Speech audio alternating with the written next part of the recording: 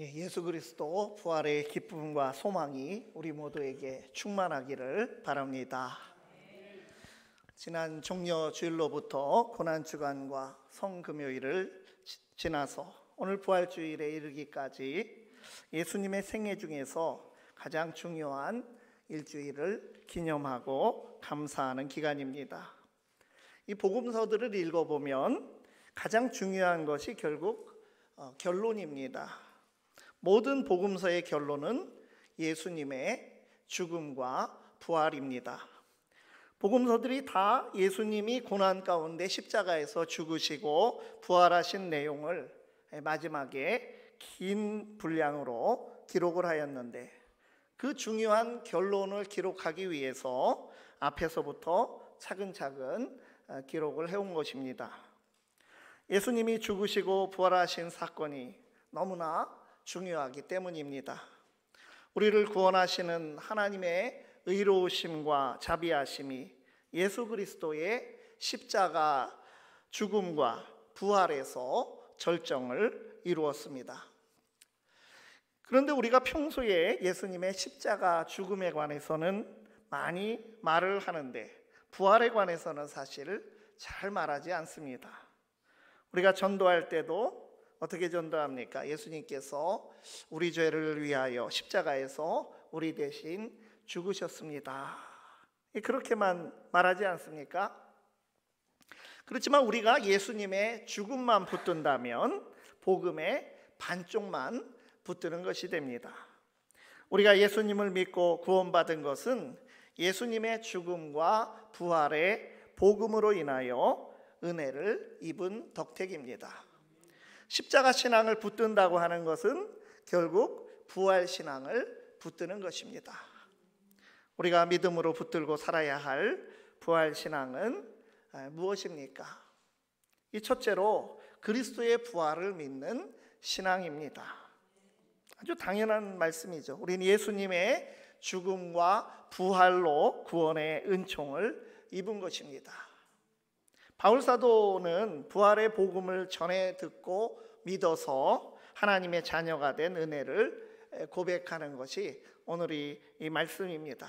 우리가 15장 전체 15장이 부활장인데 오늘 봉독한 본문이 속한 이 고린도전서 15장 전체를 우리가 염두에 두고 오늘 말씀을 나누는데, 이 부활장이라는 별명이 붙은 말씀입니다.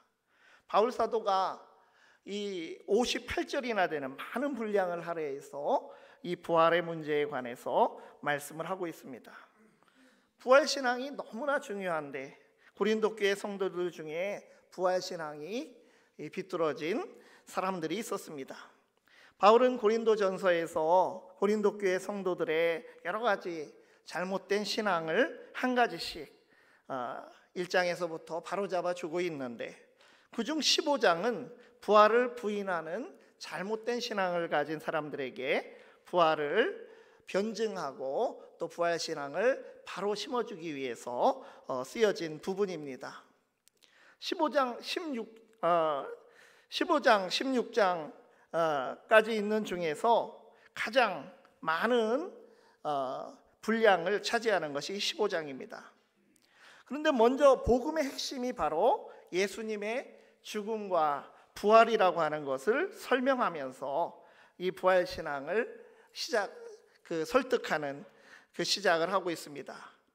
1절을 보면 어떻습니까? 우리가 오늘 그 부활주일 교동문을 통해서 우리가 사실은 읽었습니다. 형제들아, 내가 너희에게 전한 복음을 너희에게 알게 하노니 이는 너희가 받은 것이요 또 그 가운데 선 것이라. 바울도 고린도 성도들도 다 복음을 전해받아서 믿음으로 받아들였습니다. 그리스도의 죽음과 부활에 나타난 하나님의 은혜를 담고 있는 복된 소식, 이 복음을 듣고 그 은혜를 받아들이는 것이 바로 믿음입니다.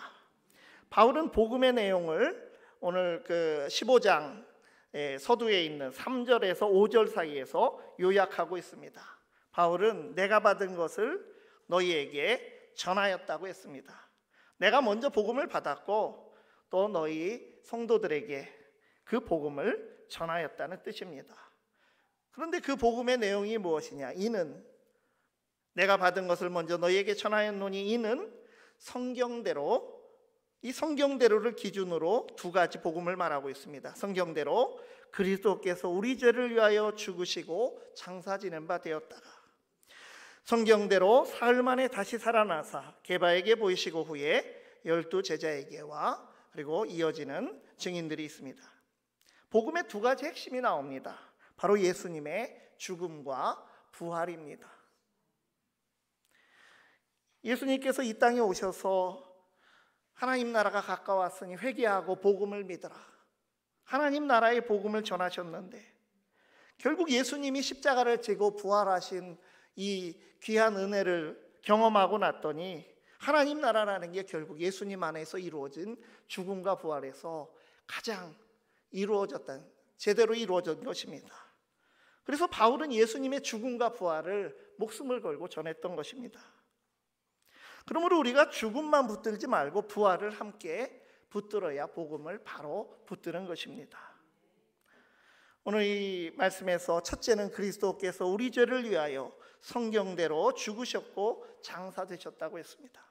둘째는 그리스도께서 성경대로 3일 만에 다시 살아나 사람들에게 나타내 보이셨습니다.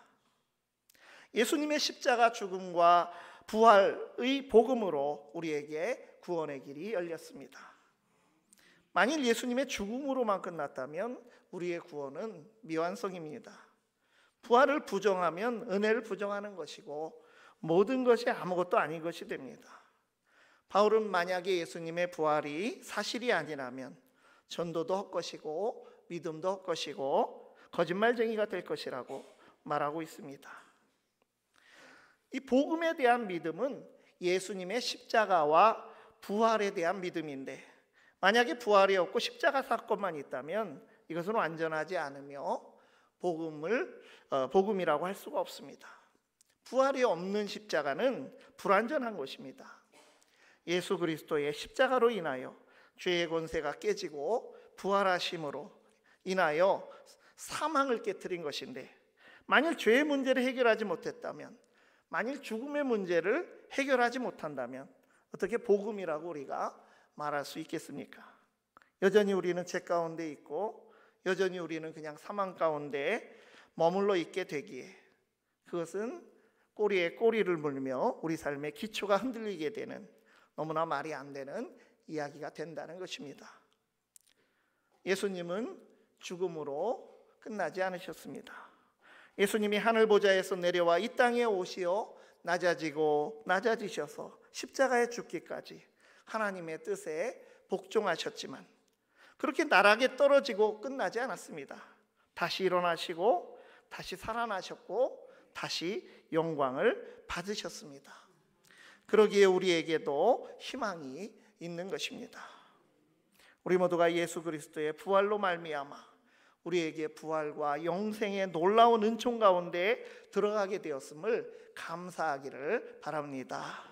우리 삶이 고단하고 힘들고 어려울지라도 예수님의 십자가의 능력, 부활의 능력, 우리를 구원하신 그 능력에 소망을 두고 흔들림 없이 믿음의 여정으로 살아가실 수 있기를 바랍니다.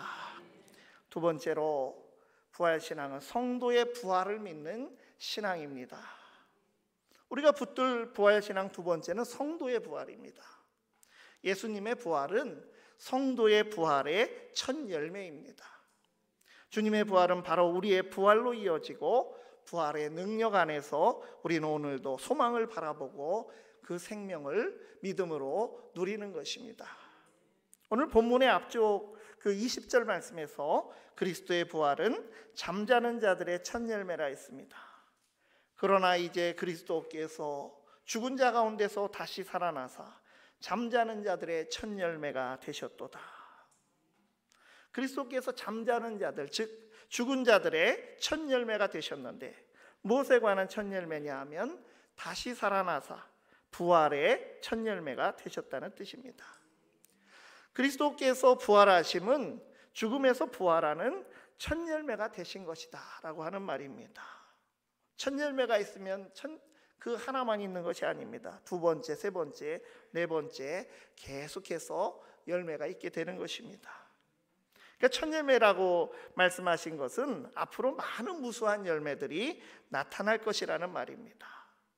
모든 성도의 부활을 대표하는 사건이 예수님의 부활입니다.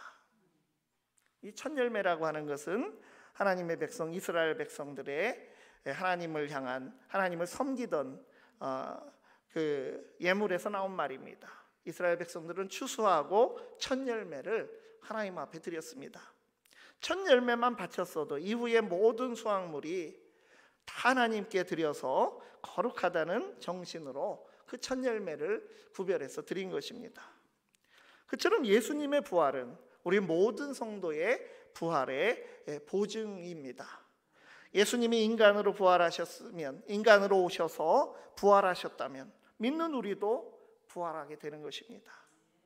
주님께서 나사로를 살리실 때 무엇이라고 말씀하셨습니까? 요한복음 11장 25, 26절 보면 나는 부활이요 생명이니 나를 믿는 자는 죽어도 살겠고 무릇 살아서 나를 믿는 자는 영원히 죽지 아니하리니 이것을 내가 믿느냐. 이 말씀은 주님만 부활하시는 것이 아니라 그 주님의 부활 사건을 믿는 모든 사람에게도 부활의 은총을 주실 것을 선언하신 놀라운 은혜의 말씀입니다.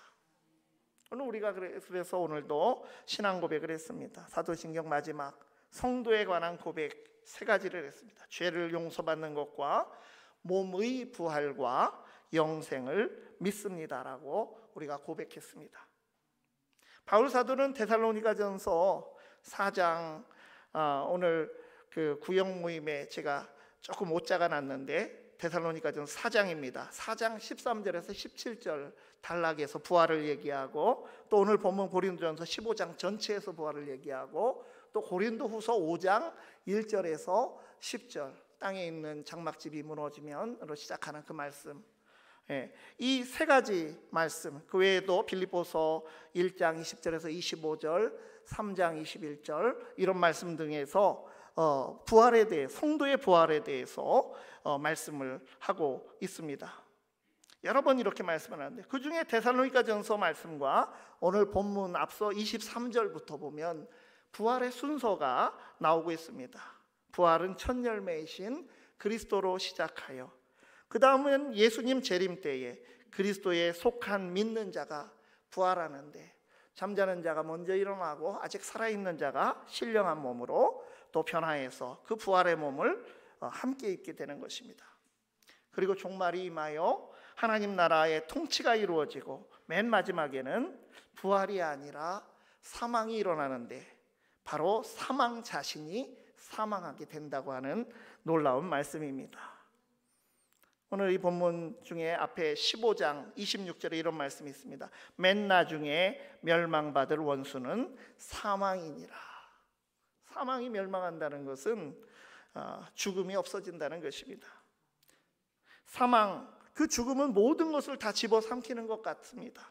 죽음과 만나면 다 없어지고 그렇게 세상에서 정말 죽음이 위세를 떨치고 이기고 승리하는 것처럼 그렇게 보이지만 결국 마지막에 그 대단한 사망도 최후를 맞는다고 하는 말씀입니다. 같은 내용이 오늘 고린도전서 15장 55절 이하에서 승리의 노래 형식으로 나옵니다. 이렇게 성경에서 바울이 하나님의 놀라운 은혜를 말할 때에는 마지막에 우리가 할 일이 없으니까 찬양을 하면서 노래를 부르면서 하나님의 그 놀라우심을 표현합니다. 고백합니다. 사망아 너의 승리가 어디 있느냐? 사망아 내가 쏘는 것이 어디 있느냐? 사망이 쏘는 것은 죄요 죄의 권능은 율법이라. 우리 주 예수 그리스도로 말미암아 우리에게 승리를 주시는 하나님께 감사하노니. 사망, 이 죽음이 승리하는 듯한 그런 현실 가운데 있습니다. 사망은 또 그 당시에는 죄와 함께 율법이라고 하는 무기를 사용해서 사람을 누르고 있습니다. 사망이 죄라고 하는 치명적인 무기, 쏘는 것이라고 했는데 새로 번역된 성경들은 전부 이걸 독침이라고 번역을 했습니다. 이 독침을 가지고 사람을 죽음으로 몰고 가고 죄라고 하는 이 독침을 가지고 하나님이 주신 율법마저도 사람들이 정죄의 도구로 사용하며 죄의 권능이 죄에게 권능을 주는 그런 도구로 사용되도록 그 하나님 주신 율법마저도 오용하게 되는 그런 현실이지만, 그러나 결국은 사망이라는 존재도 마지막에 멸망받을 존재라고 하는 말씀입니다. 만물의 주인이 되시고 우리의 진정한 주권자가 되시고 온 세상의 통치자가 되시는 하나님을 성도의 부활 소망 가운데서 우리가 더욱더 신뢰하며 담대하게 살아가실 수 있기를 바랍니다. 세 번째로 부활 신앙으로 우리는 승리의 삶을 바로 지금 이미 우리의 삶에서 살아가게 되는 것입니다. 성도는 부활의 소망으로 승리의 삶을 살아갑니다. 오늘 본문 앞쪽 31절에 바울이 이런 고백을 했습니다. 나는 날마다 죽노라. 형제들아, 내가 그리스도 예수 우리 주 안에서 가진 바 너희에 대한 나의 자랑을 두고 단언하노니. 바울의 자랑이라는 것들이 참 이렇게 특별합니다. 나는 날마다 죽노라. 이 말은 사도 바울의 역설적인 믿음의 고백입니다. 날마다 죽기 위해서는 그것은 날마다 살아간다는 것입니다. 살아날 수 있어야 됩니다. 바울은 날마다 죽었다 살아나는 것입니다. 내가 날마다 죽었다라고 하는 것은, 죽는다라고 하는 것은 내 안에 있는 것, 원죄로 인한 죄 짓는 습성, 내 안에 있는 욕심, 아직도 남아있는 완고함, 나의 연약한 모습, 이것을 날마다 십자가에 못 박고 죽는다고 하는 말입니다. 그리고 부활의 예수님 바라보며 다시 새롭게 살아나는 그런 삶을 사는 것입니다. 주님 안에서 다시 생명의 힘을 얻어서 부활 소망의 은혜 안에서 날마다 그 새로워진 거듭난 삶을 살아가는 것이기 때문에, 날마다 죽는다는 것은 결국 다른 말로 나는 날마다 부활합니다 라고 하는 믿음의 고백입니다. 부활의 소망이 있기 때문에 우리는 어떻게 살아야 하겠습니까? 내가 예수님을 믿고 부활에 대한 소망을 품는다고 하는 것은, 그것은 무엇입니까? 장차 우리에게 임할 그 소망만, 그 부활의 그 순간만을 그저 주구장창 기다린다, 그런 것이 아니라 그때를 바라보면서 생각하면서 하루하루 일상을 온 힘을 다해서 살아간다고 하는 그런 의미입니다. 마지막 58절이 고린도전서 15장 이 부활장의 결론입니다. 그러므로 내 사랑하는 형제들아, 견실하며 흔들리지 말고 항상 주의 일에 더욱 힘쓰는 자들이 되라. 이는 너희 수고가 주 안에서 헛되지 않은 줄 알미라. 부활신앙으로 굳게 서라고 바울은 권면하고 당부합니다. 부활을 의심했던 연약한 믿음을 지녔던 성도들에게 견실하여서 흔들리지 말라고, 항상 주의 일에 더 힘쓰는 자들이 되라고 격려하고 있습니다. 우리의 그러한 모든 수고와 헌신과 희생과 노력이 헛것이 결코 아닙니다. 반드시 승리를 거둘 때가 있고, 반드시 보상이 있을 때가 있고, 반드시 주님께서 갚아 주실 것입니다. 예수님의 부활 소식을 전하던 복음서를 보면 복음서의 마지막 장들은 다 부활장입니다.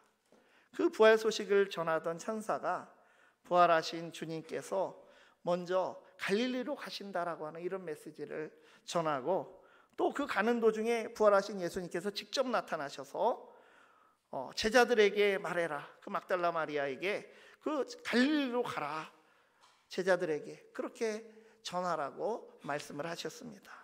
이 갈릴리가 바로 우리가 견실하게 흔들리지 않고 살아야 하는 삶의 현장을 말하는 것입니다. 그 삶의 현장 갈릴리는 예수님께서는 제자들을 처음 부르셨고 복음을 선포하셨고 거기서 많은 기적을 행하시고 많은 가르침을 베푸셨던 갈릴리입니다. 예수님께서 사명을 감당하심으로 하나님 나라가 이루어진 증거가 충만한 그런 갈릴리 땅입니다. 갈릴리는 제자들의 첫 믿음의 자리이고 처음 주님께 부르심 받아서 믿음과 열심의 경험이 있는 곳이 바로 갈릴리입니다. 우리들에게도 다 나의 갈릴리가 있고 그 믿음의 삶의 현장을 열심의 현장으로, 승리의 현장으로 세워나가야 하는 것입니다. 하나님 우편에 계신 예수님께서는 지금도 생생하게 하나님 나라가 이루어지고 있는 현장에서 우리를 응원하시고 보혜사 성령으로 함께하여 주십니다. 우리의 삶과 사명의 현장이 주님의 은혜를 체험할 수 있는 갈릴리입니다. 바울 사도는 자신이 다른 사도들보다도 맨 꼴찌로, 얼마나 그렇습니까? 게바에게 먼저 보이시고 후에 12사도에게와 12제자에게와 그리고 다른 또 사도들과 500의 형제들에게도 보이고 주님의 형제 야고보에게도 보이셨는데, 맨 마지막에 바울이 다메섹으로 가던 그 길에서 만삭되지 못하여 난자 같은, 사람으로 아직 구실을 하기 어려운 그런 부족한 사도 같은 나에게도 보여주셨는데, 그렇게 만나서 주님을 만나서 쓰임받아서도 그 은혜가 헛되지 않았다면서 그렇게 바울은 이 놀라운 고백을 하고 있는 것입니다. 우리 성도들도 주님의 부활을 굳게 믿고 열심히 살아가면 그 노력이 헛되지 않고 꼭 보상이 주어질 것이라고 바울은 결과적인 이런 열매로서 이루어질 하나님의 은혜의 열매를 또한 말하며 격려해 주고 있습니다. 우리 모두가 견고한 믿음으로 흔들리지 않고 끝까지 주님의 역사를 열심히 감당하고 부활신앙을 붙들고 담대히 살아가는 승리의 삶이 될 수 있기를 바랍니다. 기도하시겠습니다. 그리스도를 죽음에서 다시 일으켜 살리신 전능하신 하나님, 사망을 이기시고 승리하신 주님의 승리가 우리의 승리가 됨에 감사드리옵나이다. 부활신앙으로 살아가서 죄의 권능을 깨뜨린 주님의 승리를 우리 삶 속에 경험하며 살게 하여 주시옵소서. 사망의 권세를 이기신 주님의 승리를 우리 삶 속에 경험하며 살게 하여 주시옵소서. 흔들리지 않는 믿음으로 주님 맡겨주신 일에 더욱 힘쓰며 진정 보람 있는 삶으로 우리 삶을 세워가게 하여 주시옵소서. 부활이요 생명이신 예수 그리스도의 이름으로 기도드리옵나이다. 아멘.